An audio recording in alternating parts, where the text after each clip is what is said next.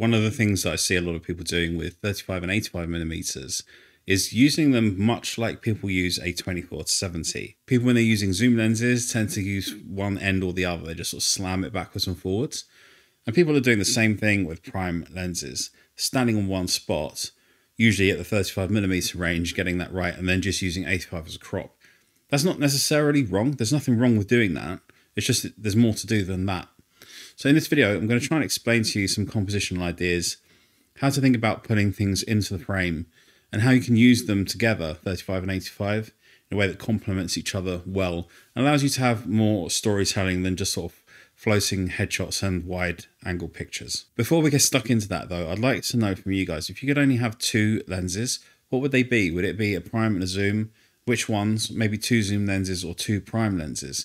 Let people know in the comments. I think people like the idea of minimalist and simplistic setups like that, but it's really interesting to see what different ideas people come up with. So leave your ideas in the comments down below. So a lot of people think 35 is your wide lens and 85 is your telephoto lens. Okay, yes, that's obviously true. But the real trick with 35 and 85 is to sort of see them as two opposite ways of seeing the world, rather than being different zoom ranges of each other. Later in this video, I'm going to give you some examples of things that you can do, some compositional ideas to work with these lenses. I just want to build up to that first so you have a bit more understanding before I give you that. So 35 tends to bring the immersion in a picture. It gives us that sense of organized chaos. It's a very good storytelling lens. So with the 35 millimeter, if you've got maybe 5 or 6 things as well as your subjects in the frame, with 35, that tends to work quite well. So I would describe 35 millimeters as being wide enough to show you the world, but still tight enough to make sense of it. But with 85, it gets really interesting. 85 people see as an isolating lens. And I don't really see it like that, although it's one of the things that it can do. I don't think that that's enough because it can do more than that. So I'm not saying it's wrong to just isolate things. So the way I like to tell people to think about 85 millimeters is it's a lens that simplifies the scene. 85 millimeters can handle 2 or 3 things being in the picture. You're just looking for very simple compositions with 85. If you can keep the compositions simple, it will look really good. But remember, you don't have to keep that down to just one thing. So when you switch between 35 and 85, I want you to start thinking of them as two different ways to see the world. I want you to think of 35 as being a little bit of organized chaos and 85 as being a way to simplify things. So you can start to feel how those two ideas of ways of seeing the world could actually work very well together. But here's the thing, it requires more than just standing on the spot and changing your lens. You have to learn to move within the range of that focal length. And often with 35, that can mean getting a bit closer than you think. And often with 85, it can mean moving a bit further away than you think.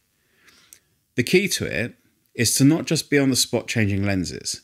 It's to spend time with the 35 only and the 85 only to start to learn how they see the world. You need to start taking pictures that make sense of the world with each lens. That becomes like a lesson in awareness. So let me give you just one example of what you can do for each lens so you can start training yourself with this. But I think if you did just this, you would probably get enough out of it that you would become very good with these two lenses. So as I said with 35, organized chaos, here's what I want you to do. Think of the subject in your picture as filling quite a lot of the frame, but I want you to think of adding 5 or 6 other things. They can be compositional elements or just random things in the background that help identify the location. And when I say 5 or 6, I mean up to. So this picture is the perfect example of what I mean by organized chaos. There's a lot of lighting, framing objects, and just stuff that is in the environment in the background. And it looks kind of chaotic, right? This is a typical, for me, 35mm photo. The reason this works still with this chaos and disorder that's around Ellie is the fact that she is dominant in the picture. I've made her large in the frame, and then there's all this stuff going on around her, and this works well. So when it comes to the 85mm, I want you to think of it in terms of simplification, but adding things that actually matter to the scene.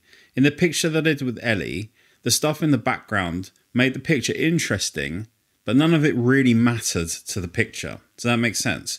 With 85, I want you to start thinking about adding things that matter. So it might just be up to maybe 3 things. These are not hard rules, but about that.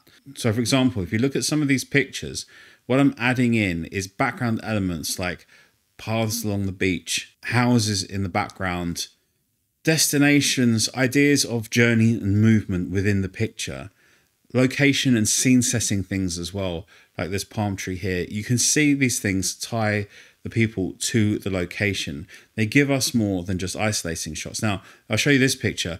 This is an isolating shot. We can't really tell where the people are, and this is still okay to include. I'm not saying don't do these things. I'm just saying you can tell much more of a story without having to switch from 85 to 35, but understanding the simplification idea with an 85mm lens. Do shoots, even just for yourself, where you're just going out and using just the 35, because it makes the lessons you learn much, much stronger.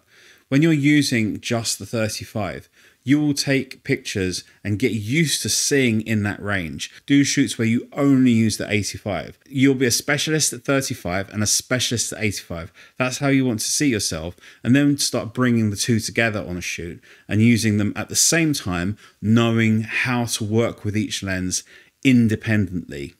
And that is how you will make these sets of pictures that go together well. So I want you to understand from some of those things that I said there, that different focal lengths give you different perspectives, and you have to move in order to get the most out of those, because I've spent a long time learning to define my looks with different lenses. And so in the end, you'll probably end up like me with zooms and primes and using them for their strengths. And that's how you get the most out of your photography gear. It's not by owning tons of stuff, but it's deciding and working out what works really well for you. But once you've taken these pictures, there's one more step that you have to do in order to get your pictures to have the right mood and atmosphere and look the right way, the way that you want them to look, that expresses the moods and ideas that you have. And that is that you have to edit your pictures. Much like I said before about prime lenses, where you have to learn those focal lengths and study them and spend time with them, editing is much like this.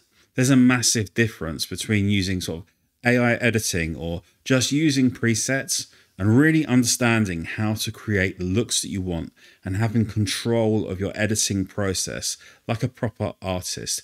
And that is what I teach you in my editing workshops. I've got workshops on outdoor portrait photography editing, studio portrait photography editing, and even landscape photography as well.